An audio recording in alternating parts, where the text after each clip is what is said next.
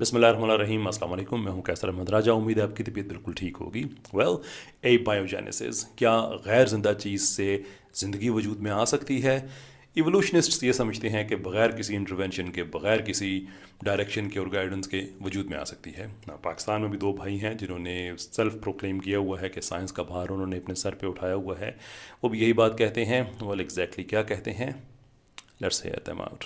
दोस्तों, 1952 यानी 1952 में दो साइंसदान थे, स्टैनली मिलर और हैरोल्ड यूरी ने। इन दोनों ने तजुर्बा करके दिखाया कि बेजान चीज से जानदार चीज बन सकती है। प्राइमोर्डियल सूप उसको कहा उसने। उन्होंने ये किया कि उन्होंने एक टेस्ट ट्यूब में पानी डाला, अमोनिया डाला, मीथेन डाली और उसके ऊपर बिजली के करंट मारे उसने। तो उसमें देखा कि उसके जरिए, इस अमल के जरिए अमीनो एसिड्स बन जाते हैं। और अमीनो एसिड बन गए तो इसका मतलब प्रोटीन भी बन जाएगी, डीएनए भी बन जाएगा और फिर इर्तिका का अमल आगे से शुरू हो जाएगा। लेकिन इससे ये बात हमेशा के लिए तय हो गई कि अगर आप बेजान चीज पे एक कंडीशंस, एटमॉस्फेयर हो, एक ऐसा माहौल बना हुआ हो जिसमें बिजली के उसके ऊपर छुटकारे पड़े या करंट पड़े, तो बेजान चीज से जानदार चीज बन सकती है। इसके ऊपर अब कोई बहस नहीं है। ओवरवेलमिंग मेजॉरिटी साइंसदानों की इस बात को मानती है कि बेजान चीज से जानदार चीज बन सकती है। आपने एक भाई की बात सुन ली, अब दूसरे की भी सुन लें। एक 1952 में एक एक्सपेरिमेंट हुआ था, मिलर यूरे एक्सपेरिमेंट। इसके अंदर जमीन के ऊपर पाए जाने वाले कुछ रॉक्स को किया गया, पीस के एक फ्लास्क के अंदर रखा गया, उसके ऊपर बिजली चमकाई गई और उसके अंदर क्या बन गए? Amino acids. ठीक है, ठीक है। तो ये जो है, ये एक्सपेरिमेंट ये साबित करता है कि आउट ऑफ जो अर्थ के ऊपर मटेरियल है, अगर उसी के ऊपर आप बिजलियां चमकानी शुरू कर दें तो वहां पे अमीनो एसिड्स बन जाते हैं। आपने एक भाई की बात भी सुन ली, दूसरे भाई की बात भी सुन ली, अब सच्ची बात भी सुन लें। वाइल्स इट इज़ ट्रू कि ये मिलर और यूरी का एक्सपेरिमेंट अर्ली 50s में हुआ, ये बात आपको इन दोनों भाइयों ने बता दी, लेकिन जो नहीं बताई वो ये है कि ये एक डिस्क्रेडिटेड और नाकाम साइंसी तजर्बा था। क्यों? वेल, इसलिए कि जो गैसेस उन्होंने यूज़ किया था, जो कॉम्बिनेशन था गैसेस का, वो अर्ली अर्थ में उस तरह से था ही नहीं। यानी कि जो इन्होंने यूज़ किया था इमोनिया, मैथेन और हाइड्रोजन, ये कॉम्बिनेशन इस तरह से अर्ली अर्थ में नहीं होता था। अगरचे जियोकेमिस्ट ये बात इस तजर्बे से पहले भी कहते थे, लेकिन उनकी बात को इतनी अहमियत नहीं दी जाती थी। लेकिन जैसे जैसे साइंस आगे बढ़ती रही, नई इन्फॉर्मेशन आती रही और अराउंड 1970s तक तो ये बात कन्फर्म हो चुकी थी कि ऐसा कुछ भी नहीं था। और यही वजह है कि मिलर ने अर्ली 80s में इस तजर्बे को दोबारा किया। आई थिंक 1983 में दोबारा से इस तजर्बे को किया, जिसमें उसने जो उस वक्त मोस्ट लाइकली कॉम्बिनेशन था गैसेस का वो यूज़ किया, जिसमें शामिल है कार्बन डाइऑक्साइड और नाइट्रोजन। सरप्राइज सरप्राइज, इस दफ़ा कोई प्रोटीन मेकिंग अमीनो एसिड्स नहीं बन सके। वेल, ये बात आपको ये कभी नहीं बताएंगे। मिलर को क्या ज़रूरत पड़ी थी इस तजर्बे को रिपीट करने की, अगर ये पहली बार उसने ज़िंदगी प्रोड्यूस कर ली होती तो। Now, on the topic of ज़िंदगी प्रोड्यूस कर ली होती, आप एक सवाल पूछ सकते हैं कि भले उसने गलत ही कॉम्बिनेशन इस्तेमाल किया, दोनों ने, मिलर ने और यूरी ने, बट सो व्हाट, गलत ही सही, ज़िंदगी तो प्रोड्यूस हो गई, राइट? रॉन्ग। इसलिए कि कोई ज़िंदगी प्रोड्यूस नहीं हुई थी।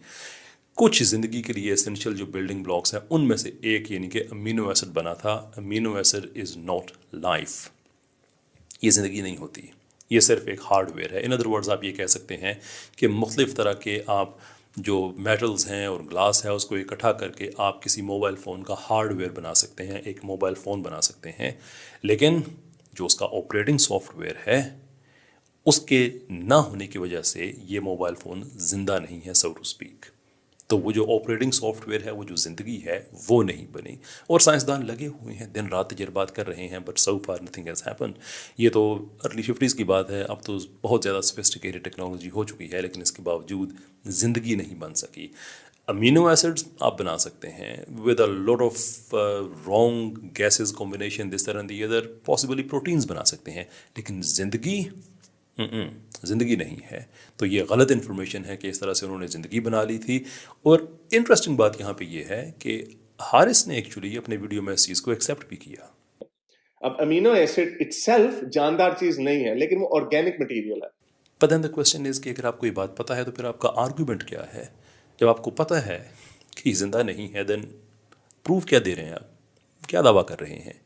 इसके साथ साथ मैं एक ज़मीनी तौर पे एक चीज़ और भी मैं अर्ज़ कर दूं, और वो ये है कि 2021 में इस तजर्बे में जो इस्तेमाल किए जाने वाला इक्विपमेंट था उसको रीअसेस किया गया तो कुछ बड़ी दिलचस्प बातें सामने आई। और वो ये कि जो ग्लासवेयर इस्तेमाल कर रहे थे, ग्लास जो इस अपरेटिस में यूज़ हुआ था वो बज़ाते खुद एक कैटलिस्ट था, क्योंकि जो केमिकल का जो मरकब था वो बड़ा इंटेंस था, तो उससे ग्लास के भी कुछ थोड़े थोड़े नो पीसेस, लेकिन उसकी जो इनर सरफेस है वो भी इसके अंदर घुल रही थी, विच इज़ टू से कि उससे भी अमीनो एसिड्स बने।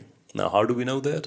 Well, the reason we know that is कि इसी तजर्बे को जब दोबारा टेफ्लॉन के अपरेटस में किया गया तो कोई ऐसा मरकब नहीं सामने आया जो मिलर और यूरी ने सामने वो सामने लेके आए थे।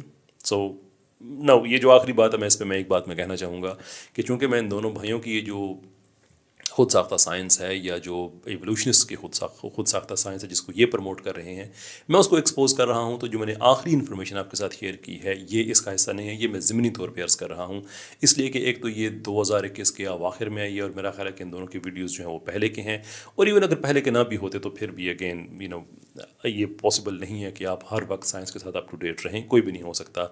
लिटरली हज़ारों पेपर पब्लिश होते हैं, हर महीने होते हैं, so it's not that possible कि आपको हर चीज़ का पता हो। तो ये इन पे देयर इज़ एब्सोल्युटली मैं ये नहीं कह रहा कि ये इनकी गलती है, लेकिन जो इससे पहले की है कि ये नाकाम तजर्बा था, गलत गैसेस थी, 80s में दोहराया गया, रिजल्ट्स जो सामने आ गए वो साफ साफ थे कि ऐसा कुछ भी नहीं हुआ। Then there is absolutely no point कि आप लोगों को मिसलीड करें। इस साइंस के ज़रिए आप लोगों को मज़हब से दूर कर रहे हैं, और मुझे हैरत होती है इनके सुनने वालों पे कि जो कोई तहकीक नहीं करते, कोई रिसर्च अपनी तरफ से नहीं करते, बस जो इन्होंने कह दिया उसी को सुन के मज़हब से दूर हो रहे हैं, whereas this is so wrong.